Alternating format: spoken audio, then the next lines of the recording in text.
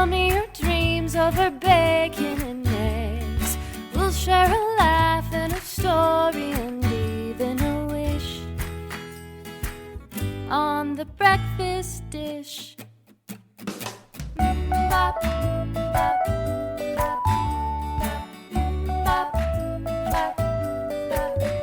Good morning, everybody, and welcome to episode 26 of The Breakfast Dish, and the very, very first episode of Season 2. 2 seasons. Karen. Yes. What are your outlooks for Season 2? My outlooks for Season 2 are that we do some things that we did in Season 1, only better. That's good, yeah. I mean, Season 1's... I've locked Season 1 away in the vault. Like, we won't be able to access it at all. The listeners can. Listeners can go back and listen to season 1, but we can't. I've hacked our IP addresses, and so there's no possible way to review it. No, I disagree, because after 50 years, everything becomes public domain. So when I'm 104, I want to go back and listen to it, because listen to this. Your Auntie Kimmy and I have spent every Saturday morning for the last 17 weeks going back and watching episodes of The Hilarious House of Frightenstein. Our guest, Andy Curtis, just thumbed up us. I should have appreciated that so much more when I was young, but I'm watching it now. Anyway, I want to introduce our guest so that we can bring Andy into this amazing conversation about Billy Van's improv genius. So first, Griffin, tell us what we do. Now that this is Season 2, I think I'll take over more of the, bossy stuff. I'll do the intros from now on. I'll come up with new themes and everything. So okay. So break the fast, Griffin. Dish about Andy Curtis. New themes. I can't wait to see that. Now, I just want to remind you before you make crazy proclamations like that. We're gonna have at least 25 episodes in Season 2. I know. So I do expect a different theme every episode. Yeah. Karen Johnson Diamond. You're gonna stake that claim. Today's theme or today's thought is break the fast. The fast of an entire season without talking to Andy Curtis. Tell us what we do on this podcast, Griffin, and then tell us why we're talking to Andy Curtis. I see, yes. Break the Andy Curtis fast. It's been many moons since we have not interviewed Andy Curtis, and today, finally, as our gods intended, we get to interview Andy Curtis and break our fast. But what we do, usually, on The Breakfast Dish, is we talk to people or people involved with projects that have moved online, or they're digital, or they're socially distant, when maybe they weren't beforehand, or basically we're interested in the way that the artists kind of transition.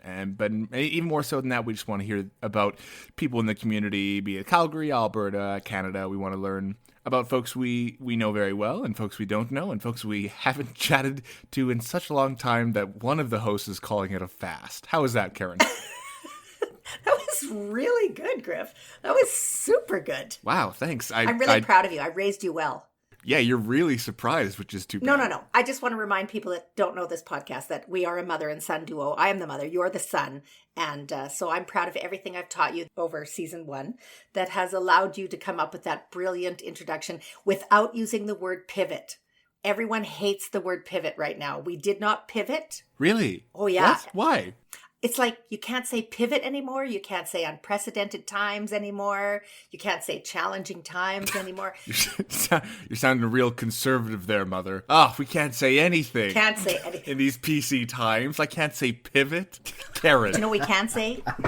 We can say, here's what we can say. Oh, no. We can say, Andy Curtis is here. And Andy Curtis once played a character in Jake and the Kid at Theatre Calgary that you just thought was the most amazing character ever. And his name was Axel.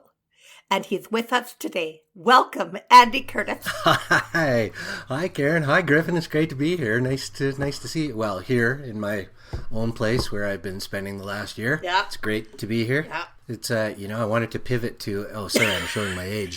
Yeah, no, Andy, we don't like that kind of liberal standpoint on this podcast. Well, damn it, young man, if I feel like using the word pivot, I will do so. I paid my dues. I earned my pivot rights. Darn tootin'. Irregardless. Carry on. Irregardless. I do want to say, though, Griff, it was Jamie Konchak in Unity 1918, Braden Griffiths and Trevor Lee in Columbo Takes the Rap, and Andy Curtis as Axel in Theatre Calgary that I believe kicked you off on your decision for sure to be an actor. Apologies. all around. It's right. You've really ruined me, Andy. Maybe you've ruined some things too. That's possible. And you know what? That's the theme of this episode.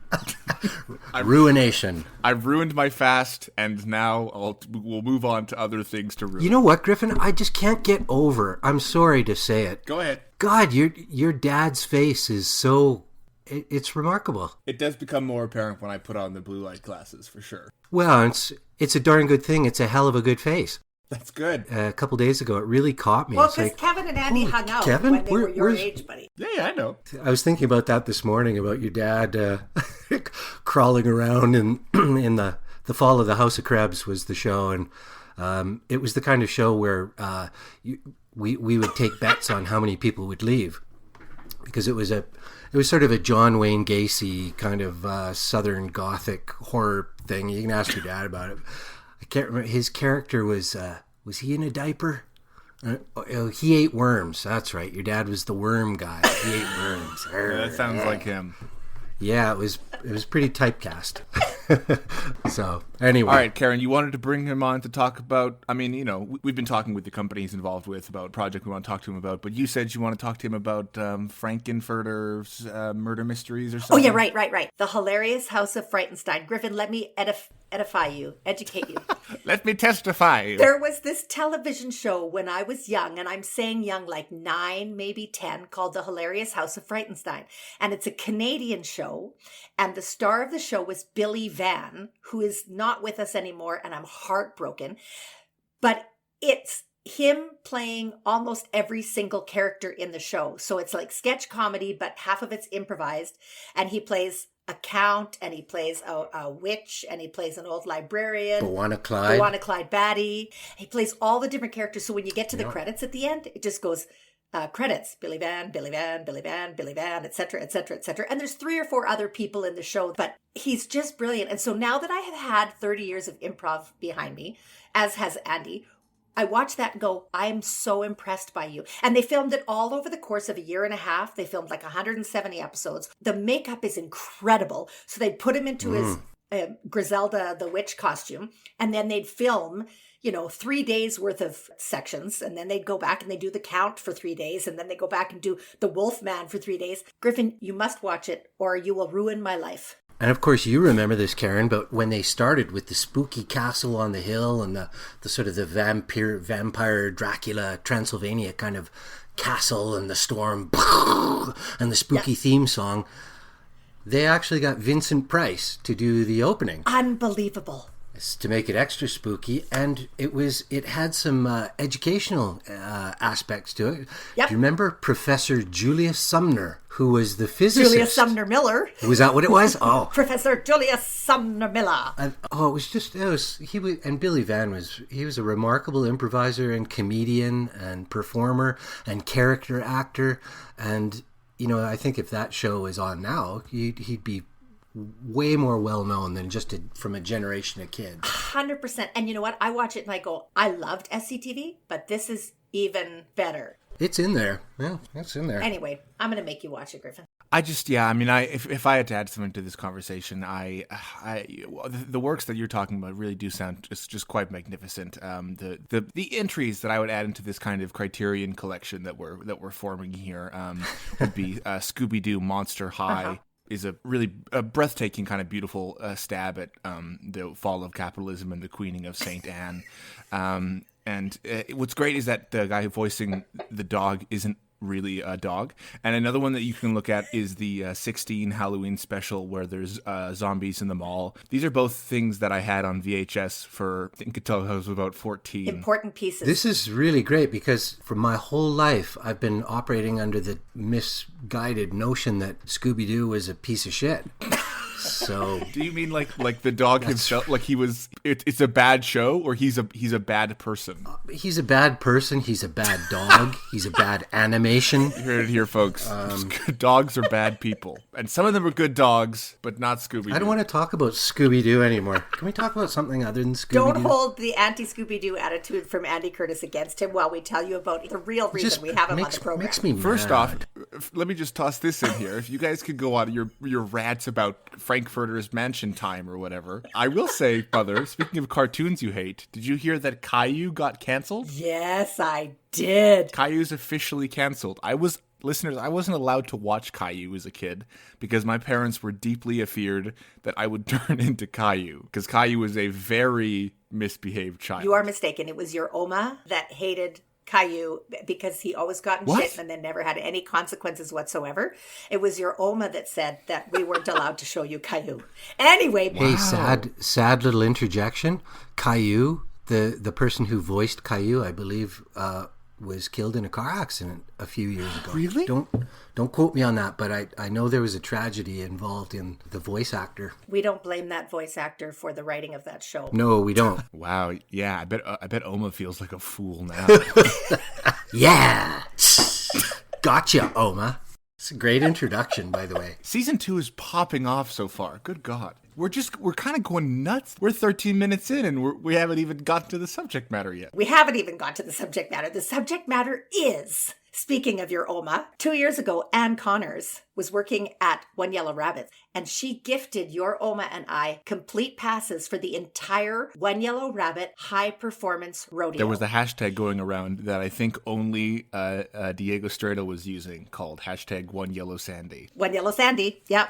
But Mom had never been to the rodeo, but she's a rabid theater goer. Rabbit. And rabid. Yeah, but rabbit's funny. Okay, keep going. One Yellow Rabbit for 35 years have been offering the High Performance Rodeo, which is this festival of all things theater and art and music. And Mom and I went to it for the entire festival. We saw everything. It was so great. Mom came back and we watched a bit of it last year. And then the one thing she's missing the most this year is that she can't come to Calgary to go back to the High Performance Rodeo because she's stuck in stay away from each other times. So I want to talk about the fact that even though she does not have Wi-Fi and she's still on dial-up on her acreage, she could partake in this year's 35th annual High Performance Rodeo, because this year they're offering 35 for 35. That's correct. Yep. 35 little snips. There's little snippets Andy's going to tell us about right now once I shut the F up. And he's going to tell us why, even with dial-up, she would not ruin all her data enjoying this festival. They're like 1 minute pieces, video by 35 fantastic artists who have participated in the rodeo before. They're from all over the place. We've already had 17, I think, of the 35. One per day. You get to see one per day on Instagram. They're approximately 1 minute long. So if you don't like it, it's gone by the time you think that. But so far, it's so cool. We love the rodeo. We love the socializing. We love I love the fact that it gathers from around the world's artists, performers, and you get to see stuff you never see. In Calgary, you'd have to go to Dublin to see Gavin Quinn in Pan Pan Theatre, for example. Well, Gavin has done a beautiful 1 minute gutter view of Dublin. It's a great little video. It's beautifully poetic. You get to see some of Dublin. So we're keeping our hands out into the world. And I should say the team at OIR, which is Johnny, Oliver, Ryan, Blake, Denise. They worked really hard at bringing this festival together and putting it online so you can see it. It's so much fun thus far. Something I'm always cognizant of during the High Performance Rodeo is that it's usually, especially when the local companies in town team up with the High Performance Rodeo to co-produce something that's in, say, Theatre Calgary or ATPs or Downstages or Verb season that's part of the High Performance Rodeo. It's usually their A game in terms of crazy, exciting, innovative new work. It's like a little mini firecracker, stick of dynamite in that season that just explodes and is like nothing else. It's crazy. It's in their mandate too, but it's also like a fabulous stretch of their mandate sometimes. And I don't know if it's anything like this, but down at the folk festival, how they will stick that Senegalese dancer singer with that Inuit throat singer, and a couple guitar guys from Innisfail, and invariably it's incredible. And even at the level of, I just imagine the artists. There was a rodeo some years ago, and I remember one of our 35 for 35 hasn't been broadcast yet, but Alejandro Escovedo is the artist's name. He's considered one of America's great songwriters. Bruce Springsteen covers Alejandro songs. He's that kind of songwriter. And Alejandro came up to Calgary one year, and I don't know how many times he came back afterwards, but he's an incredible songwriter with 1 million songs that he has written. And so, hey, Alejandro, how about you play a little music for us up here? Well, it's just me. I don't have my band this time. So we got him a band. And I sat in the dressing room. It was Jonathan Lewis, Vlad Soboleski, Jonathan's violin, Vlad's a bass player, Peter Mahler on percussion and drums, and Alejandro. And Alejandro was going to play a 2-hour set in the Secret Theater. So I sat in the dressing room while he showed these musicians the tunes. They'd never met him before. Maybe they were familiar with him. But it was the most magical thing, just, and I'm not a musician, so I'm a bit envious of musicians and where that comes from. But it was so magic, just seeing the way they communicated, and goes like this, like that, yeah, oh, that's good, oh. And they played 3 nights, and by the 3rd night, you wouldn't know that they had just met a week ago. And, beautiful things like that happen at the rodeo. Just the little sparks, and it's kind of close in. And, we're missing this year. So we're doing the 35 for 35. And it's a little bit different. You drop your video in the internet void, and off it goes. And so it's not quite as personable and, immediate feedback. But you know what? You're right. You don't get immediate feedback on it necessarily, but it is more intimate in that this time, in this version of the rodeo, we're meeting the artist. And because I think the byline under all of this is, who am I now? Yes, that's the theme of everyone. So your fabulous video gives just a little insight into who Andy is in his house and also in his brain. Like, just 1 minute of what Andy's artistic porridge is in his brain. I can't think of a word. Sorry? 1 second. Sorry? Artistic porridge. Yeah. Porridge is pretty good. And that's been the end of the episode, everybody. Thank you so much for joining us. Andy's Breakfast Porridge. You can check it out on our merch store. We got shirts. We got tote bags. Thanks for coming. I just think it's more intimate, and it lets the audience that is missing the celebration at least get that little moment to step in and go, oh, I remember seeing that particular artist in this particular show in this particular year, but I didn't know this tiny thing about them, or I didn't know how they felt about Dublin, or et cetera, et cetera. And et cetera. It's funny because it's only a minute long. Well, that minute can feel like an eternity for a person who doesn't really make videos, and especially with the theme, who am I now? I got all serious. Who am I now? And where am I going? And how can I put that in 1 minute? And how can I sum up the traumas and tribulations and joys and ecstasies of my life in 1 minute? Well, I couldn't. And I don't tend to that sort of seriosity in any case. But I did kind of want to, even in my 1 minute video, I had these little rabbits. Oh, yeah. Listeners, you're not seeing them, but they're little two-dimensional tiny little rabbits the size of maybe 1.5 inches.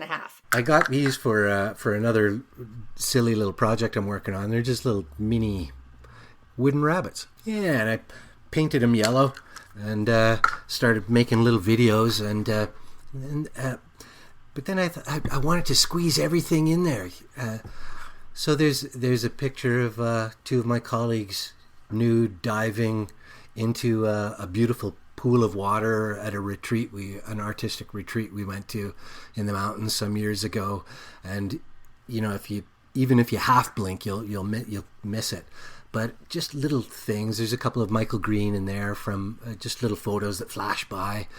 But it was fun, you know, just chunking things together and getting into this modern world. But who am I now? I think that was Blake's idea. It's his question to the One Yellow Rabbit ensemble and to anyone he works with, really, which is sort of a way of, I don't know, just keeping tabs on how you doing, how you feeling today, how are we feeling today, you know, what's troubling you, what's bugging you, what's thrilling you. Let's share it, and without any judgment. You know, everybody has a bad day. You feel free to have a bad day, and we won't get any on us. And yeah, so it's a deep question that we've asked ourselves a long time, and it brings us back to a sort of a central shared idea place, because we're all, of course, different in our pursuits and ideas. So Blake threw that out to everybody. That's all he gave as a direction was, who am I now? So it's kind of a large question, can go in any way, but it's sort of typical of the way I think a One Yellow Rabbit aesthetic works, is that, you know, you make what you make. There's not going to impose anything on you. Even who am I now is, you know, it's an open suggestion. So all these artists responded in so many different ways. Karen Hines, who is a wonderful clown, director, writer, fantastic writer, and just awesome person in general. She directed Mump and Smoot. For those of you who know Mump and Smoot, her video is on today. Oh, yay. Which is Saturday, the 30th of January, I think. We're recording this. I haven't watched it yet, but I can't wait. We've just had so many good ones. Bruce McCullough, beautiful little monologue, you know, and it's like, thanks, Bruce. Barry Belinsky, friend of mine from Edmonton. He's a clown. He's a First Nations performer, and just a really interesting guy. Just a super creative, and you know, and his was kind of revealing and about masks and the beautiful masks that we wear, and removing them to reveal. Boy, Spy Monkey, one of the funniest comedy troupes on the planet, I swear. Spy Monkey has come to the Rodeo, I don't know, 3, 4, 5 times. They're from the UK and Spain and Germany. They're a sort of European troupe of the best physical comedy you can imagine. You can't imagine how funny they are. And they're in your face in their video. They were so brilliant, was Spy Monkey, that Cirque du Soleil said, Spy Monkey, can you be our main clowns in I think it was the Vegas show. So they went over there for a year, and they were it doesn't get any better than these guys. Oh, and oh yeah, they're Spy Monkey, Karen. I guarantee you will explode with laughter. They are, and their director, Cal McChrystal, is, I think, probably one of the world's great comedy directors in theater. Period, bar none. Just the best. They are so rigorous and physical and witty, and they work so fucking hard that by the time the show is up, it is so tight, and they've squeezed anything that's not of value. They've squeezed it out. So Spy Monkey has contributed a video that, as I say, it's a bit of a... It made me laugh. Sorry, it's a bit of a what? It's a bit of a... It's audacious. And Andy, sorry, this is just from tech side of things. If we could just get that noise one more time, just to make sure we have it clean. Which one? Yeah, it's good. Thank you. Yeah. That's Can I give you a couple variations? you can. If you could do one kind of, you're on the train on the way to work. Okay. That's good. Okay, and now, if you don't mind. Oh, that was not on the train on the way to work. This is on the train on the way to work. Oh, I'm so sorry. Here's the sound on the train. He's nervous. He's nervous, and that's fine, Karen. I blamed it on that guy, though. Yeah. And he's pissed. Griff, did I mention Andy's an improviser as well? Did I mention that? You did. Absolutely 100% you did. So you've named some very excellent artists that are involved right now in 35 for 35. I want to rattle off a few more that I think that I know that are also involved. Oh, yeah. We got Jamie Dunstan, Eric Rose, Jamie Tognazzini, Kaylee Crow, Jeffrey Simon Brown. Kunji. Gunji Akita, yes. Craig Northey, who some people might not know, but Craig Northey is played for a long time with a great Canadian pop band called The Odds. Check them out on YouTube. Super cool, jangly, intelligent pop. Like, Oh, I know The Odds. Yeah, they're awesome. Yeah. Anyway, Craig Northey is in the 35 for 35 doing a little musical number. And it's pretty on the theme of Who Am I Now. It feels like a big hug. You know, we're so spread out and far apart, and we do these little Zoomy things and whatnot. And but that's just nice to feel a sort of a personal connection, because I know people who have been to the rodeo feel that to some degree as sort of a sense of ownership and belonging, which of course everybody is welcome. So it's nice to. It's nice. It's just the rodeo is where I have seen so many works of art or artists that I had never heard of, would never have seen, didn't know what, I think I'm calling it klezmer music, didn't even know what that was until I met the One Yellow Rabbits. Like, it's a brain expanding, it's a porridge mixing festival of artistic wonder. I think the inception of the rodeo, it was really born out of Michael Green's curiosity in the world. And Michael Green had an incredible appetite and curiosity for that which he did not know and did not understand, which is rather unusual, because I think a lot of people default to what they know and stick within the safe boundaries of their frames of reference and knowledge, and and it's people who look sort of outside of that. And Michael did that. That was one of his great talents, I think, was he liked things that surprised him, that amazed him, that shocked him, and he wasn't afraid to put his money where his mouth is and bring it to Calgary. So I think the part of the legacy of part of Michael's legacy is just that the rodeo presents these items of curiosity that may be just outside the edge of what you think you know. And, like you said, Karen, what the heck was klezmer music until you discovered it at the rodeo? Not that the rodeo is the purveyor of all things new and amazing. But it was an item of curiosity that I hadn't encountered before. And I have had so many similar experiences, just pushing what I knew, pushing. Like Spy Monkey was honestly, and I don't bandy about genius and things like that too much, but they are, I think, one of the world's funniest, best comedy troupes. Highly skilled, like honestly, one of the best. And I never would have necessarily learned that that's what it takes to get that incredible. That's what it takes.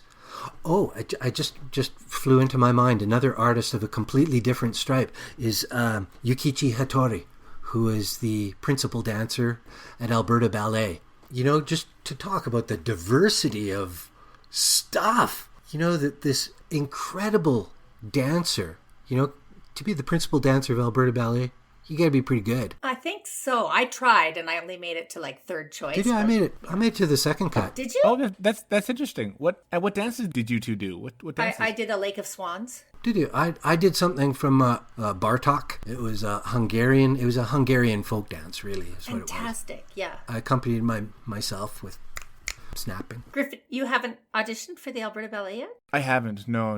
I've been working on my clocking. Man, you kids, you don't know. You just don't know. We don't have any motivation here as millennials to go out for the ballet. No, so you sit looking in your computer. I'm on my phone all the time. I love Netflix. Life's pretty easy for me. Wearing your cap backwards. Oh, now he's getting personal. Is that one of those brimless caps? No. Oh, Those things are, I think those things are crazy. Brimless caps. The brimless cap? Because those are kind of nothing, right? Like the brim serves a purpose. That's either protecting your neck or your face. Hey, man, I have a brimless cowboy hat, and I quite like it. So Is it within reach currently? it's out on the ranch. It's a working hat. Why would I have it in the city? Jesus, You're right. Karen. I'm sorry. It's my millennial knowledge. I don't know. Sorry, he's only 24. Mommy hasn't had time yet to, instruct him about ranch versus big city stuff. Wow. We haven't gotten to the brimless day yet of our weird homeschooling. In a way, I think it's awesome that you have so much to learn and to discover. In other ways, it's a bit pathetic. But you're a good kid. I spent the first 24 years of his life drinking, educating him didn't you? about Neil Diamond. Oh. All right. Well, before this becomes even a further shaming of me, which it has become, Thank you. And I don't want any guff about this. To all of our listeners, I know we're talking a lot about all the artists who have already put videos out, but not to worry. The day that this episode is released, which is February 1st, you will have still about half the festival yet. So all of the artists that have not been announced yet are kind of going to be a surprise. You have till February 14th to listen up. It started going at January 11th. So yeah, you have whatever math is, 19... No, wait. You only missed 21 artists. There we go. Oh my God. Well done. I taught him math. Hey, Griffin, you just reminded me at the very end, can you make sure everybody knows how to get to it? Yes, Because even like Instagram, I'm not an I had to learn how to get on Instagram. I didn't know what it was, where to go, what's the address, any of that stuff. And I'm afraid that some people might just not have the keys. You don't have to go to Instagram because I saw a video through Twitter and I saw a video through Facebook, and even just going right to your website works. If you go to the High Performance Rodeo Twitter or Instagram, which is at HP Rodeo, and HP and the R are all capitalized. You can also go to the High Performance Rodeo Facebook page, which I believe is just that all spelt out, or you can go to hprodeo.ca, which is the website. And I'm almost certain all of the OYR socials will also have ways to access it. You'll see them. You can either watch them, I believe, right on the website, or you have to have them on the socials. So that's the best way for me to explain how to get there. That's great. Thanks, Griffin. Which is another, kind of weird tech appreciation of a minute clips, is they can go on almost all the socials. So there you go. Oh, neat. My brilliant son, who hosts this podcast with me, will link to some places that if you just push the button, the blue words, it will take you right to watching those videos. Sweet. Yes, all the links and everything will be in the podcast descriptions. And if you happen to be listening to this on YouTube, hi, thanks. And also, it's in the YouTube description. But otherwise, it'll be in all your podcast descriptions. He knows so much about podcasting. He sure does. Yeah, but I don't know shit about brimless cowboy hats. Anyway. Okay, we'll get there. Well, they were invented by Wilford Brimless, who gave his name to the hat. Man, I need to start my rap career as Wilford Brimless. And how do I do that? I'll probably write some grants. And who do I write grants to? Probably the Calgary Arts Development Authority, the Rozsa Foundation, and the Calgary Foundation, our lovely supporters. The intro music you just heard, and the intro music you're about to hear, is not by Wilford Brimless, but it is in fact by Alexander Cowman, who also just composed the music for the Long Legs podcast, which is hosted by Madeline Hunter-Smith and Madeline Taylor-Gregg, who were previous guests on our podcast. It's a horror spooky podcast. You should go check it out. And all graphic design has been done by Morgan Ermter. If you are doing an online or socially distant piece of art, or you know somebody who is, or you heard about something, email us at thebreakfastdish@gmail.com, because I bet you we want to chat to you or them or your grandma about it. In fact, scratch all that. I only want to talk to your grandma about it. And you can listen to us anywhere. YouTube, all your podcast things. Make sure to rate us 5 stars, write us a nice thing, because then everything we talk about will be shown across the freaking world. Karen? Yeah. What else is going on this week? Let me tell you. Did you know that on February 4th at 12 p.m., that would be noon, you can join the Nickel at Noon series online, ucalgary.zoom.us/join, and you can watch the brilliant, mega multi-talented Simone Saunders lead a workshop on tufting. Just go to Nickel at Noon and look at the picture of the art that they've offered as an example of what you could aspire to be. I wish Simone Saunders did weird homeschooling with me, and not your weird cowboy hat. After Brimless, I'll send you off to Simone about tufting. After Brimless. Also, there's a workshop series that is a workshop about, this is timely, live performance for the virtual stage. See how they didn't use the word pivot in there at all? It's offered by the Edmonton Arts Council on Tuesday, February 23rd from 1 to 3 p.m. Also online, grants at edmontonarts.ca. And finally, the Accidental Authors Playwriting Competition. Go to accidentalhumor.com/contest. Your deadline is February 28th of 2021. And these guys are looking for plays that are multimedia and very rodeo-esque sounding. That's what's happening. We need to stop the attack on the word pivot. I'm pretty sure there's an entire dance company called Kid Pivot, and they're so cool. Yeah, but like it's just an overused word right now. Unprecedented. Trying times is also pretty good for all the corporate commercials. Trying times. Trying times. Yeah. Andy Curtis, thank you very much for joining us on The Breakfast Dish. Hey, my pleasure, kids. That was fun. How we like to end things usually is we like to ask you a breakfast-themed question that Karen makes up on the spot. But since she really dug it into the audience's brain that you are also an improviser, I'm going to ask that both of you ask each other a breakfast-themed question that you make up on the spot. Here we go. 3, 2, 1. Andy first. What do you want to do when this is all over and done with, Karen? What's going to happen? I'm going to take you for breakfast. We're going to sit down and talk about Billy Van. I'd love to. You know what? You're just going to come over on Saturdays and join my sister and I watching some hilarious House of Frightenstein. Boy, I'd love to. I love that show. And my sister bought me a Griselda face mask. You can order them online. Seriously. Really? Here's my improvised question for you. If you were making a breakfast smoothie out of 3 of your favorite rodeo performances in history, what 3 performances would be in that smoothie? Hot Brown Honey, a show from me too. New Zealand, Polynesian part of the world, I think. They were from down under.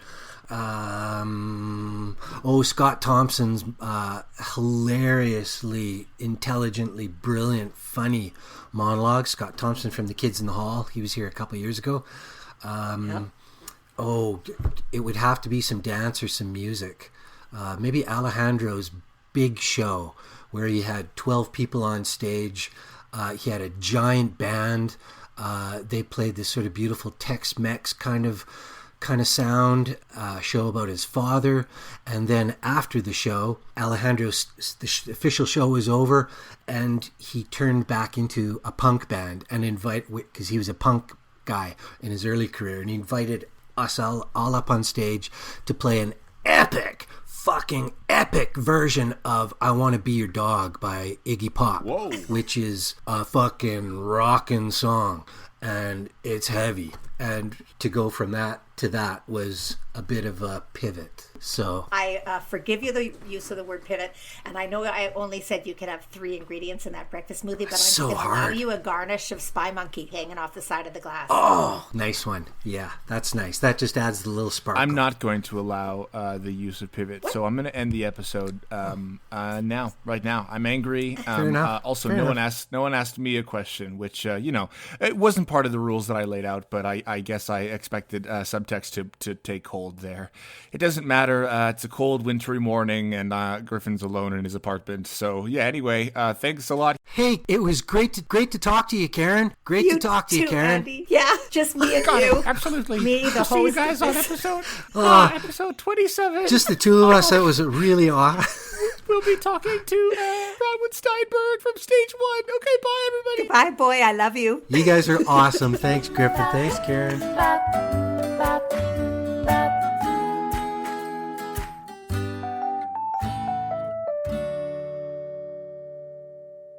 This has been The Breakfast Dish.